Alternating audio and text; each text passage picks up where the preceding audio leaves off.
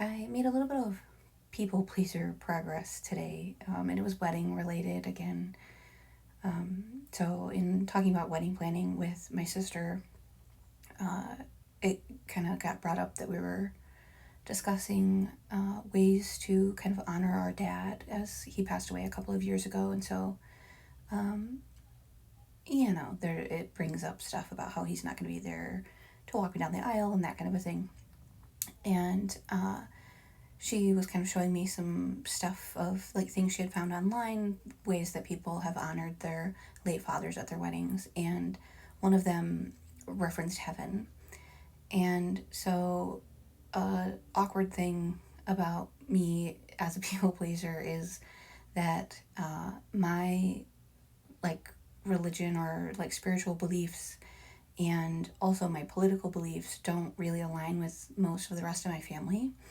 And I have never really overtly said that.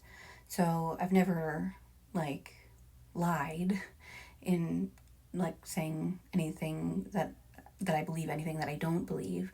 But when other people have like shared their views, I haven't like, just acknowledged that I don't agree with them or I don't believe the same things that they believe.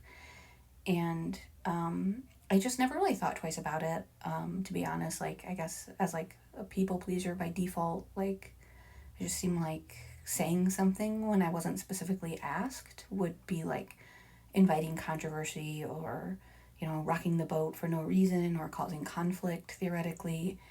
Um, and yet, like, I've, learned that that's not great for my own well being to not be more authentically myself.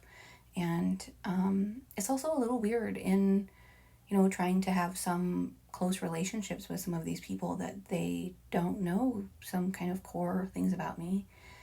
And yeah, so anyway, today I decided to just get the guts and do it and responded to her and just said, like, oh, like, that's nice, but I think I'm going to try to avoid things that, like, reference any kind of afterlife because while, like, most of our family believes that, and I know our father believed in an afterlife, and I respect that, it's not something I believe, and so it's just not, I don't necessarily relate to things that reference things like that. And it's a pretty scary thing to do because I love my sister and I respect her beliefs. And especially with our dad being gone, I'm sure that thinking of him in heaven and getting to see him again someday is a core part of how she copes with missing him. And I want to be respectful of that.